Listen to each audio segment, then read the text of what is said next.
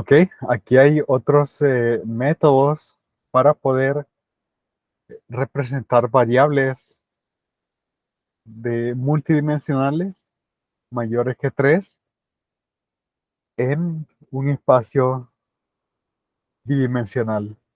Realmente yo creo que aquí hay varios temas actualizados que no, quizás no se ven en los primeros cursos. Las caras de Chernoff, por ejemplo, me pareció, ya había leído sobre eso, pero no sabía que no se abordaba en los primeros cursos de estadística. Y pues, bueno, con software, ¿verdad? Es necesario ocupar software para generar las caras de Chernoff y eh, pues es parte, creo yo, de la actualización que hay que hacer. Y creo que aquí hay varios de los que no había escuchado antes. Es el gráfico de coordenadas paralelas, PSP por sus siglas en inglés. Dice que es un método para representar datos en altas dimensiones, donde se reescala todas las variables de 0 a 1. Y esto se hace de una forma bien sencilla, ¿verdad? Porque si yo tengo un conjunto de datos, escojo cuál es el mayor y cuál es el menor. A todos los datos les resto el menor. Ya una vez haberle restado el menor, hay uno que con valor cero y hay uno que es máximo ya después de haberle restado el menor, ¿verdad? A todos. Y luego divido por ese máximo. Y así tengo todos mis datos entre cero y uno. Esa es básicamente la metodología que ocupan ellos para reescalar todas las variables de cero a uno. Pues hay otras formas en las que esto se podría hacer, pero o incluso se podría ocupar alguna distribución probabilística para hacer esa transformación de datos. Eh, pero realmente al parecer esa metodología simple funciona. También dice que es sensible a los órdenes de las variables. Eh, es decir, de que si nosotros intercambiamos el orden de las variables, ¿cómo se llama? La gráfica puede cambiar. Vamos a ver. Vaya, y aquí tenemos una gráfica de coordenadas paralelas, en este caso con los billetes de la observación 96 a la 105. Entonces, sí, se puede ver que los billetes reales están en negro, hay una distinción con los que están en rojo.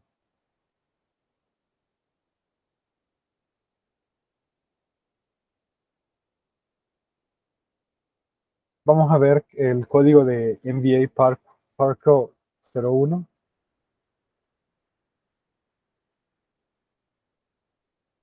No cargó la página. Entonces, Quartlet, aquí está, NBA, ¿cómo era? Parco 1, ahí está. Dice, calcula la gráfica de coordenadas paralelas para las observaciones 96 a la 105 de los billetes suizos.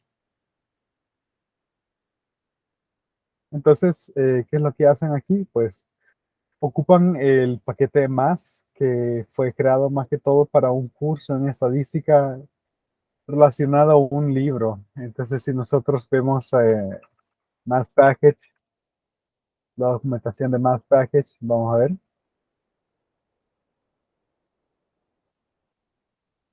Dice aquí que son funciones y conjuntos de datos que apoyan el libro de Venables y Ripley, Estadística Aplicada Moderna con S, cuarta edición 2002, realmente un libro un poco viejo, pero ya para ya para nuestra época, ¿verdad?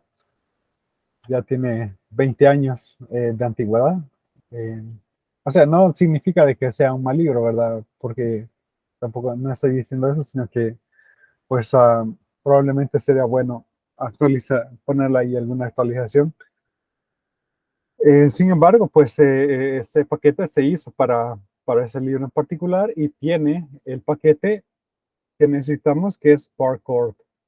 Entonces, obtenemos los datos y pues arreglamos cada uno de los compartimientos y luego utilizamos Parcourt pues con las opciones que pues aquí están indicadas, line, width, column, etcétera. Entonces, cuál es el título, etcétera. Y ahí tenemos el gráfico de coordenadas paralelas. Entonces, bastante interesante ahí. Dice también que el gráfico de coordenadas paralelas puede ser utilizado para detectar dependencias lineales entre variables. Por ejemplo, si nosotros vemos solo dos variables, nosotros podemos ver una dependencia lineal entre ellas. Y aquí quizás hay que quitarse un poco la idea de cómo se llama, de las rectas de regresión, porque a veces unos, bueno, al menos yo estaba pensando más en las rectas de regresión. Entonces, hay una correlación positiva. Si uno sube, el otro sube también. Entonces, nosotros vemos ahí un paralelismo. Aquí dicen de que en la sección 3.2 se va a hablar del coeficiente de correlación ρ. Realmente, si hablamos de dos variables ahí, bueno, pues habría que ver realmente cómo es que lo calculan. Eh, pero pues me imagino que está bastante relacionado a como cuando calculamos el de una regresión lineal. Y podemos ver acá de que eso en particular, ¿verdad? De que a medida que, vaya, aquí tenemos gráfica de coordenadas indicando una dependencia positiva fuerte, ρ es igual a 0.9, y aquí está utilizando los datos de unos carros, algunos son estadounidenses, otros son europeos, otros son japoneses. Entonces, el peso con respecto al desplazamiento. Entonces, mientras más pesados los carros, más se pueden desplazar. Se puede concluir eso. Entonces, y vemos ahí, pues, también se pueden ver algunos, no outliers, sino que pues puntos donde realmente, a pesar de que no son tan pesados, pero que el desplazamiento ha sido, que pueden desplazarse una cantidad mayor de kilómetros. Entonces aquí tenemos una correlación positiva de 0.9. Muy distinto que al ver, por ejemplo, puntos, una nube de puntos en un diagrama de dispersión y hacer ahí la recta de regresión, ¿verdad? Aquí se piensa un poco distinto. Y aquí nosotros vemos una correlación negativa. Y precisamente esta es la forma en la que hay que pensar cuando nosotros vemos la correlación negativa, porque noten que a mayor, ya sea si el kilometraje es bajo, el peso es alto, o si el kilometraje es alto, el peso es bajo. Bueno, realmente aquí sería viaje, ¿verdad? Pero eh, como aquí medimos en kilómetros, ¿verdad? Aquí hablamos de kilometraje, pero realmente está midiendo en millas con básicamente esa observación nada más. Ok, entonces realmente pues ya vimos cómo hacer un diagrama de el código para realizar este diagrama de coordenadas paralelas. Es lo mismo para ese. Nosotros podríamos ver ahí en Quantlet, pero es lo mismo. Realmente es lo mismo. Entonces, esta es la imagen que nosotros debemos tener en mente cuando nosotros vemos una correlación positiva, pues un cierto paralelismo entre las variables. Y esto es la idea que debemos de tener cuando la correlación es negativa. Vemos como que las líneas fueran a converger a una zona, como que están convergiendo en una zona. Y pues también se pueden detectar ciertos clusters, bueno, también con la gráfica de coordenadas paralelas. En este caso, pues tenemos desplazamiento, la razón de los engranes y si son, ¿cómo se llama? de origen estadounidense, europeo o japonés. Entonces, ahí también se pueden visualizar esas tendencias, subgrupos, clusters y pues outliers también se pueden detectar. Se puede ver de que casi que todas las líneas tienen aquí una tendencia, excepto estas que me generan más o menos este rombo, ¿verdad? Las que, bueno, no un rombo exactamente, pero aquí se pueden ver de que hay observaciones muy distintas a las otras, ¿verdad? Entonces, esto nos muestra cómo es que el gráfico de coordenadas paralelas nos puede también mostrar outliers o puntos atípicos. Y aquí está precisamente pues la gráfica de los box plots. Entonces aquí vemos los dos outliers, reader seats, básicamente una medición que se hace con los asientos traseros y aquí se muestra también ese hecho. Entonces realmente pues son elementos que también podemos ver con gráficas de coordenadas paralelas, PSPs, por sus siglas en inglés. Entonces, ¿será que no habrá problemas con las gráficas de coordenadas paralelas? Pues la verdad que sí. Entonces, es probable de que haya cierta confusión cuando haya una intersección estas, entre estas rectas. Entonces, vaya, por ejemplo, por acá, si nosotros solamente los graficamos, no se sabe si la observación, por ejemplo, que va de 0,1 a 2,2, si sigue la tendencia de arriba o si sigue esta tendencia más hacia abajo, ¿verdad? Pero si hay solución, si nosotros aplicamos splines cúbicos naturales, es básicamente otra forma de representar las curvas. Aquí sí se ve con claridad cuál es cuál. Entonces podemos ver ahí que si nosotros solo dibujamos el par eh, de curvas paralelas, curvas entre comillas, ¿verdad? Porque aquí se unen con rectas, pero que si utilizamos splines, es decir, trazos cúbicos, ¿verdad? Funciones de grado 3 se interpolan, entonces sale bastante diferenciado.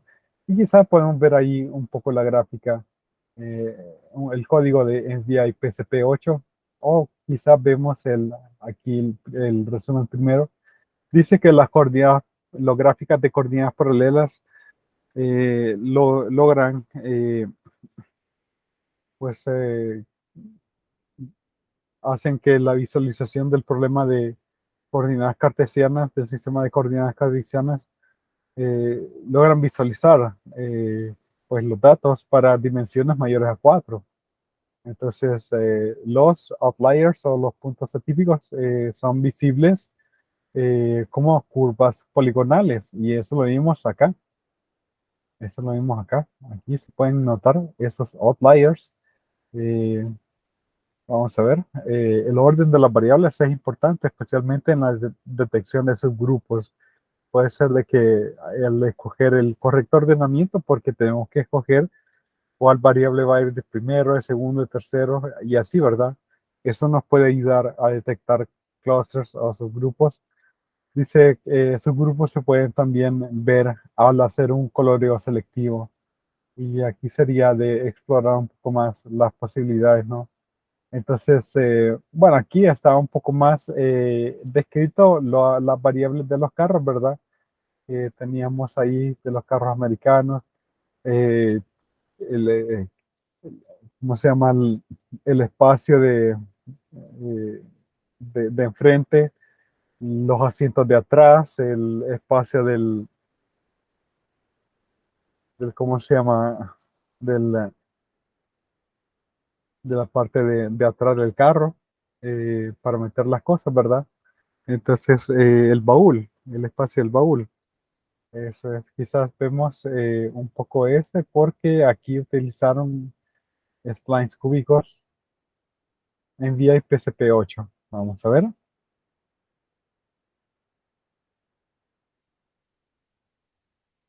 NVIDIA PCP8.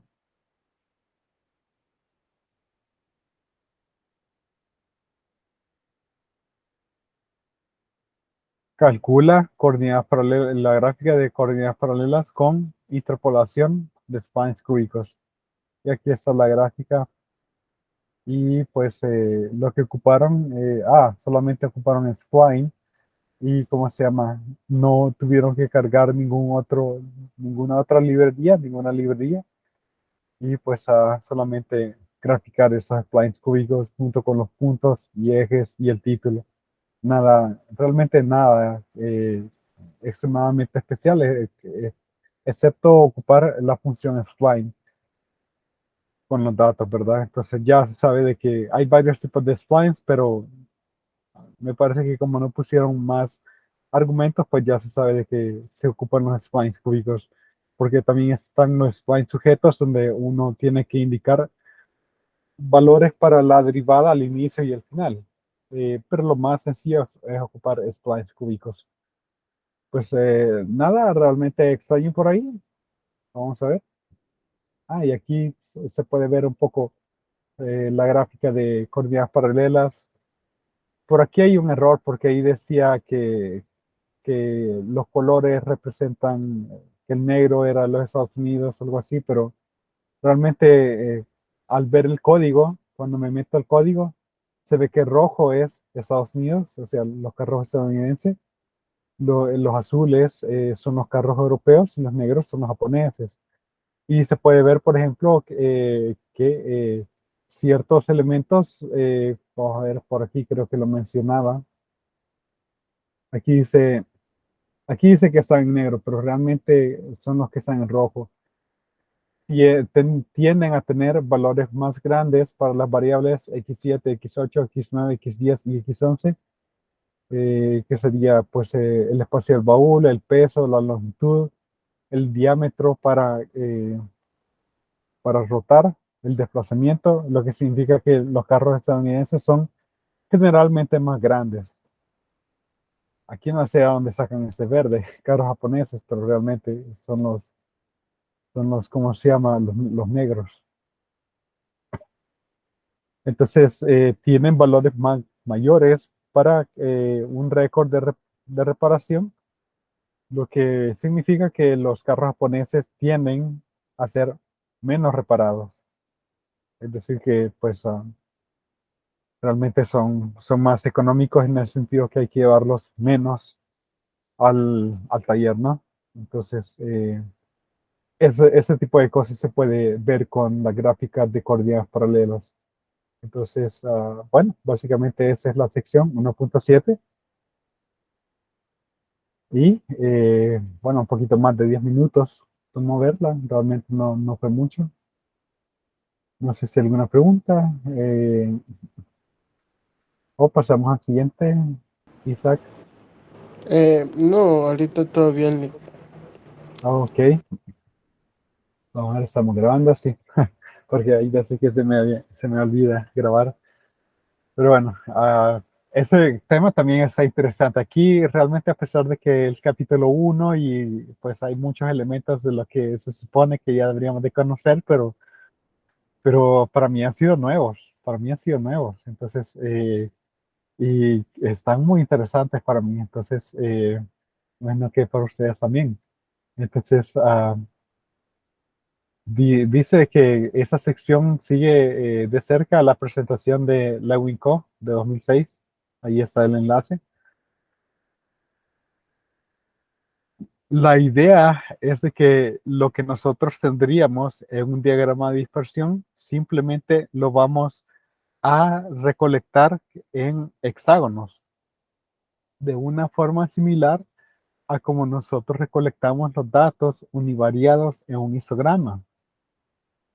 Entonces, en una región, pues ahí dibujamos la teselación, ¿verdad? Cuando digo teselación, es cuando yo lleno el plano, por ejemplo, podría ser de una rejilla y está lleno de cuadrículas, ¿verdad?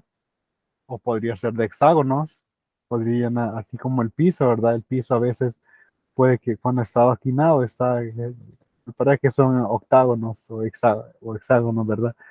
Pueden ser rombos, pueden ser distintos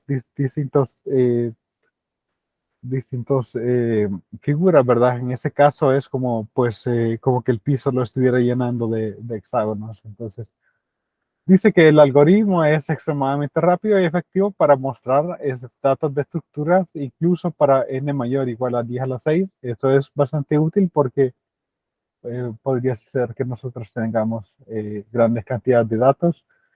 Dice que algunos problemas aplican al compartimiento de hexágonos como los histogramas. Entonces nosotros vimos que con los histogramas no podíamos hacer las barras ni tan anchas ni tan cortas. Si eran muy cortas, teníamos nosotros una variación demasiado extrema, de tal forma que no nos daban pues la información que nosotros queríamos. Y si eran bien anchas, pues todo iba a ser bien plano. Igual con los histogramas, hay que hallar como el tamaño más apropiado.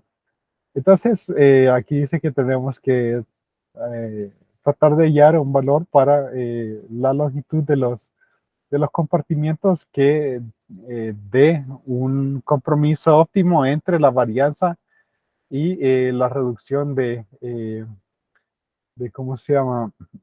De parcialidad en los datos, ¿verdad? Entonces, sí, aquí dice claramente si incrementamos el tamaño de la rejilla, los hexágonos, gráficos de hexágonos aparecen más lisos, pero sin un criterio razonable. Eh, Hay que tratar de hallar el grado óptimo de lo que es de, de qué tan liso se ven la gráfica, ¿no? Aquí dice que el número por defecto del número de compartimientos sugeridos por el software estándar es 30. Habría que ver en R, por ejemplo, cuál es el estándar. Probablemente, si aquí dice que es 30, probablemente en R eso es lo que quizá nos da por defecto. Entonces aquí dice, vamos a aplicarlo a esos datos de Allboss 2016. Pues el número de personas que respondieron es casi 3.000. Tenemos 9 variables que han sido seleccionadas para analizar la relación entre cada par de variables, ¿saben? Entonces aquí tenemos 9 variables, sin embargo, vamos a escoger dos, edad y pues los ingresos para poder tener una idea.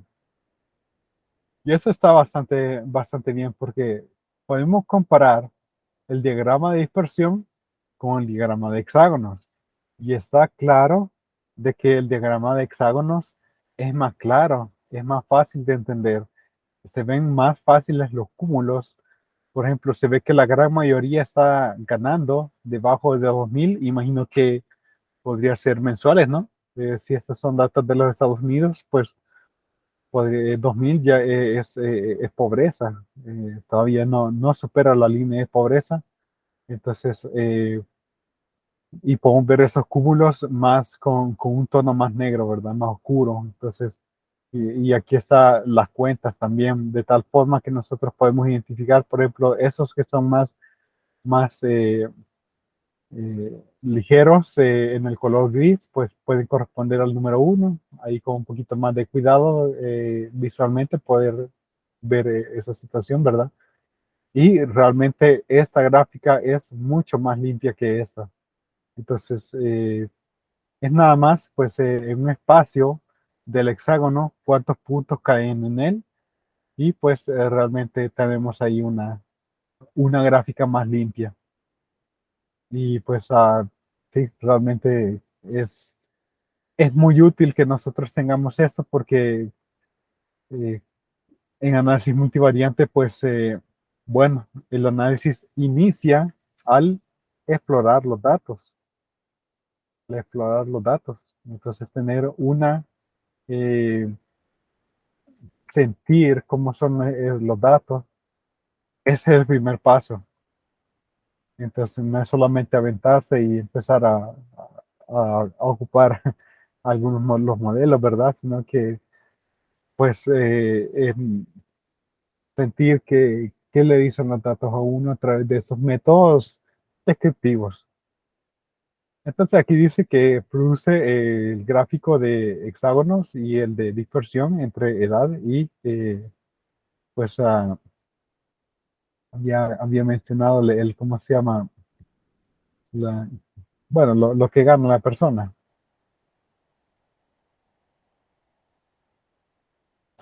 Bueno, pues realmente la librería que ocupamos es nada más Xbin.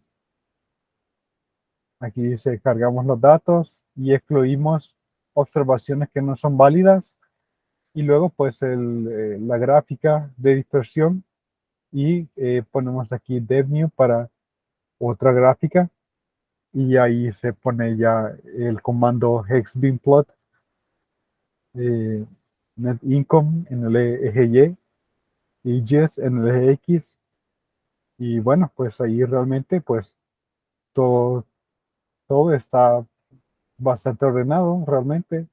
No hay mayor misterio acá, más que pues el hecho de que nos dicen que ocuparon Xbin y pues el comando apropiado a ocupar es Xbinplot.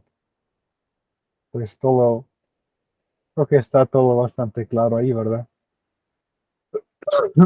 Aquí dicen que primero ven las variables edad y pues el salario de la persona. Vamos a ver si hay algo más por acá que diga, viendo esas gráficas, podemos ver que casi todos los individuos tienen una ganancia mensual de menos de 2.000 euros. Ah, pues son europeos. Eh, Solamente dos individuos ganan más de 10.000 euros al mes. Y se ve eso más claro acá que acá. Aquí de alguna forma se ve, pero aquí se ve mucho más ordenado. Esto se ve mucho más profesional. Si estás trabajando para una empresa y vas a hacer una presentación a la junta directiva, obviamente vas a querer presentar la gráfica de hexágonos. Dice también cerca del 40% de los que respondieron entre 20 y 80 años. Ah, pero esa es en la otra gráfica, para la figura 1.30. No utilizan una computadora al menos una vez por semana. Los que respondieron trabajan con una computadora 105 horas cada semana. Realmente no tienen un empleo completo. Entonces, y también, bueno, aquí está el otro, ¿verdad? Edad con tiempo en computadora. Entonces, se puede ver que a cero hay una buena cantidad de personas. A cero hay una buena cantidad de personas y pues a medida pues aumentamos el número del tiempo en computadora, pues hay menos cantidad de personas. Realmente, pues quizá estos datos, yo imagino que ha de haber sido en los 80s, las computadoras quizás no eran muy, pues no estaban así como tan diseminadas. Bueno, y ahora es el celular, ¿verdad? El celular. Podría ser que esto pueda ser aplicable al día de hoy, en el sentido que hoy es mucho más, la gente está más utilizando el celular que la computadora. Entonces el celular ha desplazado la computadora para muchas personas. Podría también ser, habría que ver para esta época, ¿verdad? Cómo están las datas y con un diagrama de hexágono, pues la gráfica sale muy bien. Y por acá tenemos pues salario de una persona y el tamaño de su habitación que alquila.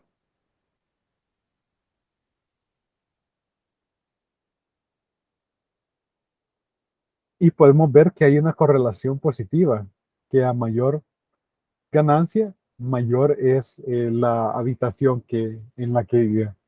Aunque sí podemos ver ahí el cúmulo también, ¿verdad? La mayor parte de observaciones están en este rango y podemos ver ahí la cuenta ahí en la escala de grises también. Y dice, la gente que gana una cantidad más modesta vive en lugares más pequeños, en habitaciones más pequeñas.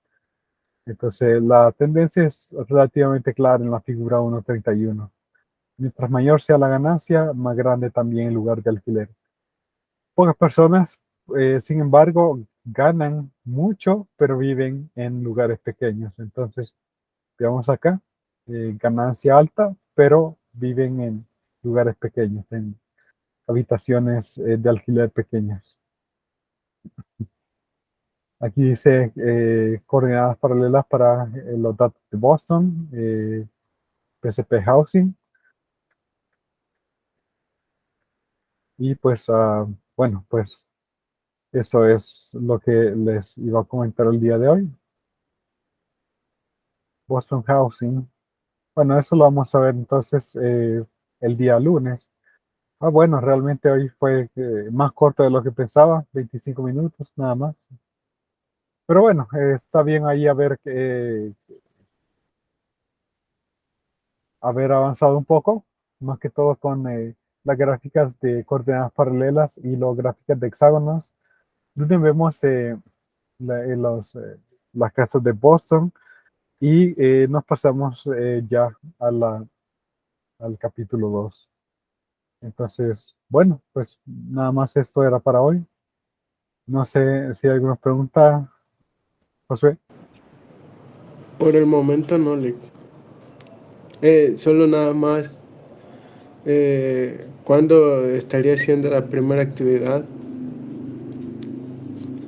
El primer examen sería el miércoles, vamos a ver. Pero no va a A dejar ver. actividades entre los exámenes. No, solo son 4 exámenes, solo serían 4 exámenes, Ya, así es. Lo que podemos hacer también es, bueno, pues si tienen preguntas con respecto a los bancos de problemas, porque una de cada uno de los, ¿cómo se llama? De, del- de de los capítulos tiene su parte de problemas. Vamos a ver. Por ejemplo, después del 1.9,